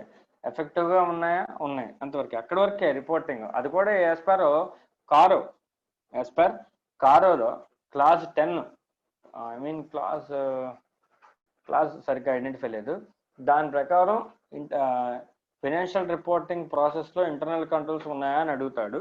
ఉంటే ఉన్నాయని చెప్పాలి, లేవంటే లేవని చెప్పాలి, అంతవరకే. కానీ మన ఒపీనియన్ ఇంటర్నల్ కంట్రోల్స్కి తీసుకోకూడదు. ఎఫెక్టివ్గా ఉన్నాయనడానికి వేరు, మన ఒపీనియన్ ఇంటర్నల్ కంట్రోల్స్కి అప్లై చేయడం వేరు. అది వేరు, ఇది వేరు. ఓకేనా? ఓకే. ఆ రెండిట్లని ఒపీనియన్తో మెర్జ్ చేసి చెప్పొద్దు. ఒపీనియన్కి వేరేగా ఇస్తాము, ఫైనాన్షియల్ స్టేట్మెంట్స్ మీద ఒపీనియన్ వేరేగా ఇస్తాము, ఇంటర్నల్ కంట్రోల్స్ మీద ఒపీనియన్ వేరేగా ఇస్తాం. మీకు అర్థమైందా? ఓకేనా? నువ్వన్నట్టు ఇంటర్నల్ కంట్రోల్స్ మీద ఒపీనియన్ నేను యాజ్ పర్ సెక్షన్ 143 ప్రకారం ఇస్తాను.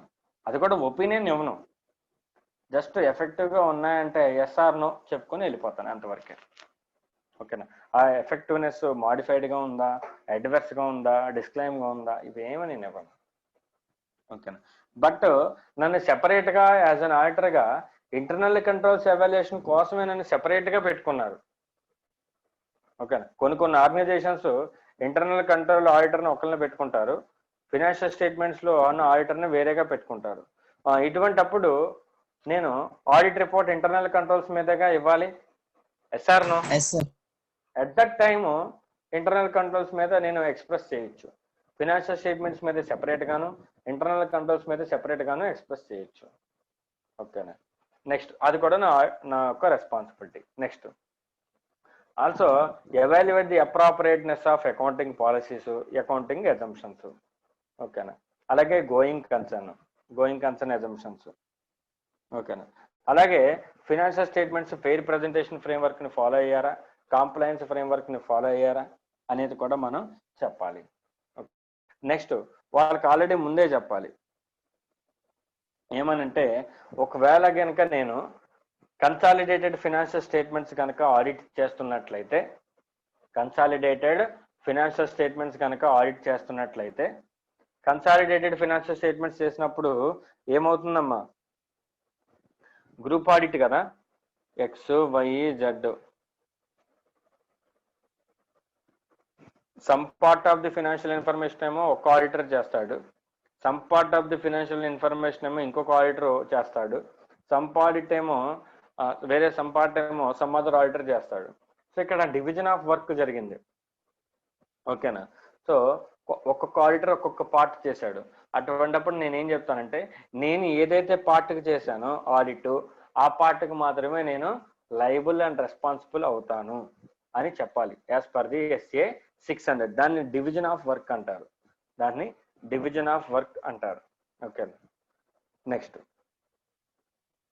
అలాగే ఇంకోటి ఏంటంటే, నేను ఎప్పటికప్పుడు during the course of my audit as per SA 260 and as per SA